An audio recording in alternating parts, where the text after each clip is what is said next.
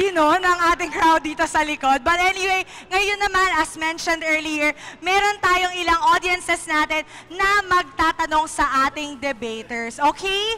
Inimini-mani mo or Jack and Poy kayo? Oh, ikaw na na-voluntold ka. Okay, ready ka na ba sa +5, ma'am? Sir, +5, Jar. Ayan. Okay, ano muna name mo? Sedi po. Sedi ang batang prinsipe. Okay, anyway, sige. Sedi, ano ang iyong tanong at kanino mo gustong tanungin ang tanong na ito? Good day, debaters. Now, I have a question for each and every one of you. How does cancel culture really make a person accountable for their actions? We believe na in cancel culture, it does not hold accountable yung tao.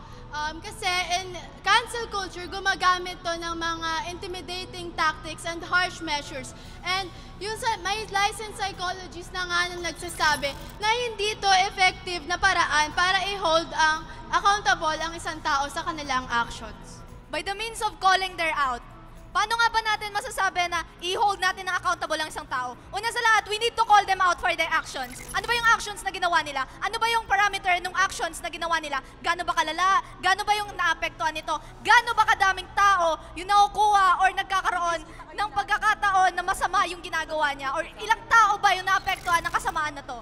Tsaka naman siya tatawagin for accountability ng as a person, kailangan niyang ma-cancelled out kung ito na talaga ay hindi na malalagyan ng remedios for calling their out.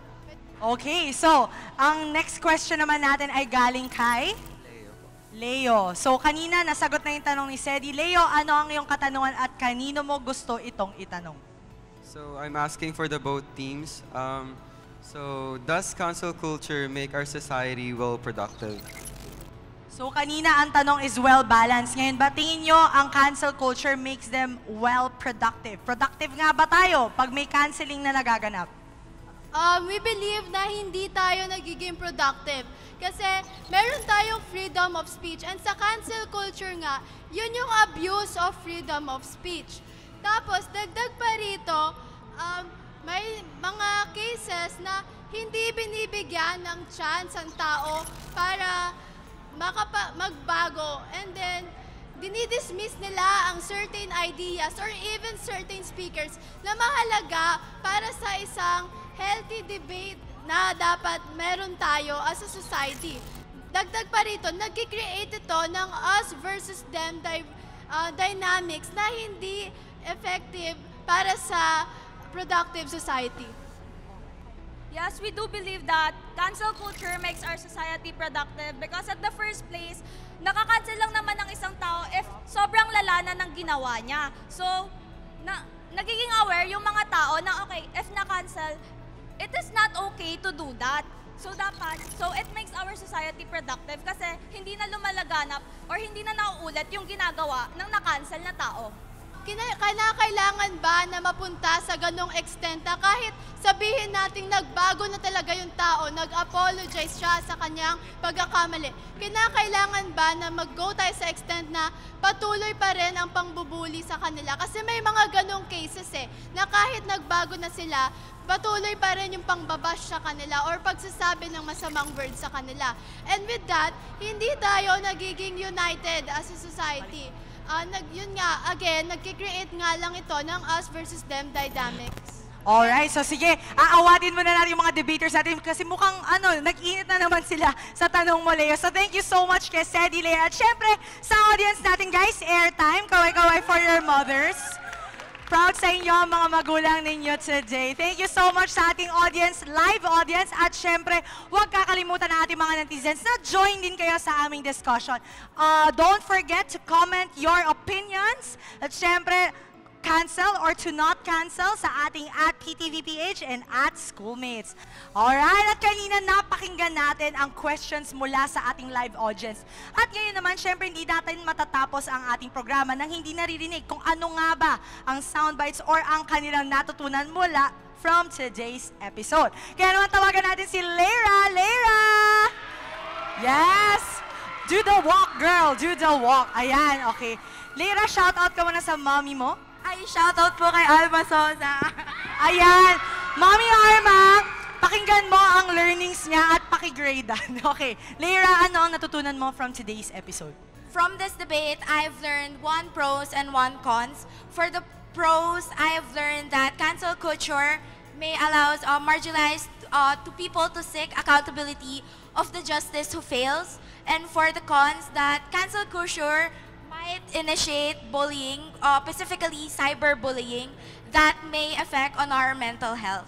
Alright, salamat Leira. So sana proud yung mommy ni Leira sa kanyang learnings for today. Thank you so much Leira at mamaya makakasama ka namin ulit sa picture taking.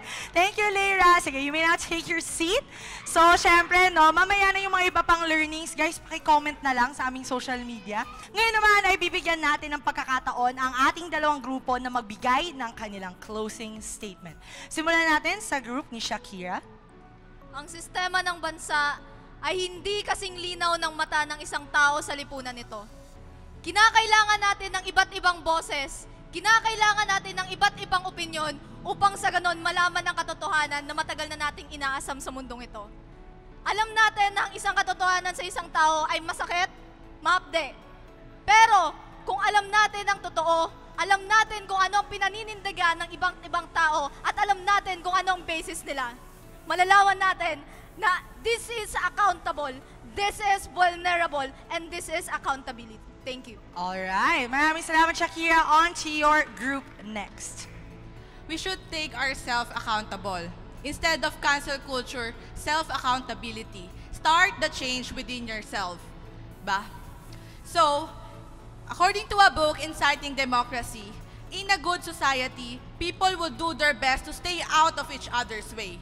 In a good society, when people did conflict, they would use rational debate, amiable separation, appeals to conscience, in which they focus on resolving their differences and accepting that people are diverse, and we should first respect other people.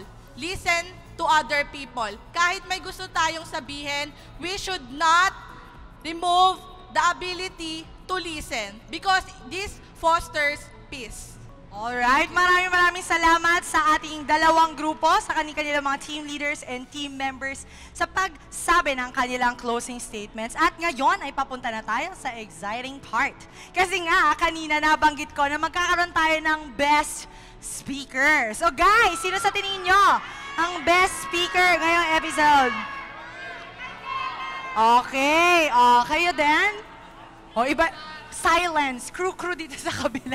Pero yan, okay guys, dahil nga ngayon ay maraming naging valid points and valid opinions ang magkabilang grupo, meron lang tayong isa na pinili na may pinakamatatas at matalas na ideya na nasabi sa episode natin ngayon regarding cancel culture. At siya ay walang iba kundi si, guys, hawak kamay. Literal, hawak kamay. Okay, so huwag kayong mag-away-away after nito because ang best speaker for today's episode ay si Kia! Oh, thank you po. Ayan. So Kia, anong masasabi mo? At una sa lahat, shoutout muna sa mommy mo. Shout out po sa mami ko po, Alche Francisco. Sana po proud po kayo sa akin and I'm sure proud din po kayo sa akin. And especially to LJ Legaspi, thank you for the support. And then to my co-team, this won't be possible kung hindi kami nagtulungan and then hindi namin sinuportahan yung isa't isa. Taray, LJ, may shoutout ko. Okay, thank you so much, Kia. Congratulations ulit sa pagiging best speaker. You may now proceed back to your group. Ayan, pero first of all, hindi naman natin ginagawang paligsahan ang schoolmates. Maganda na valid points ang na-raise ng bawat isa. So, congratulate yourselves, debaters. It was a very well-executed debate. So, maraming salamat.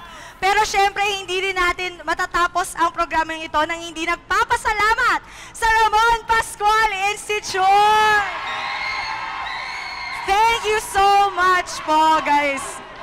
Ayan. Maraming salamat sa pagsuporta sa aming team, sa schoolmates, no? Syempre sa akin na naging solo flight today. Thank you so much sa teachers po natin, sa students na napakaganda ng energy. Gusto rin namin pasalamatan ang mga netizens na patuloy na sumusuporta po sa amin ngayon. Don't forget to comment and of course, supportahan yung mga debaters and disagree kung kailangan sa ating social media pages, at schoolmates, at of course, at PTV PH. Kaya naman, okay. Tatapusin na natin ang ating diskusyong ito. Ang masasabi ko lang, lagi nating nagiging topic ang cancel culture. Pero, lagi ang nabibring up is accountability, syempre, no, censorship. Maraming topics ang nasasagasaan ng cancel culture. Pero we should all boil down to one thing. Respect, di ba? Bawat tao may responsibilidad sa kanilang sinasabi online. Lahat sila may karapatan na magsabi ng kanilang iniisip, ng kanilang opinyon. Pero ang pinakamahalaga sa lahat, magpakingganan tayo. There should be empathy and kindness. Kasi lahat tayo may pinagdadaanan. Lahat tayo may pinanggagalingan. It's all up to us to carry it well. And of course, speak only of kindness and speak of others well. Kaya naman, with that, sa bawat usapin, sa bawat issue, may boses tayong mga kabataan. Kaya naman sumalit makinig at makiisa dahil opinyon nyo ay mahalaga. Kaya naman isigaw natin sa buong mundo. Schoolmates, may pakialam ka! Thank you so much!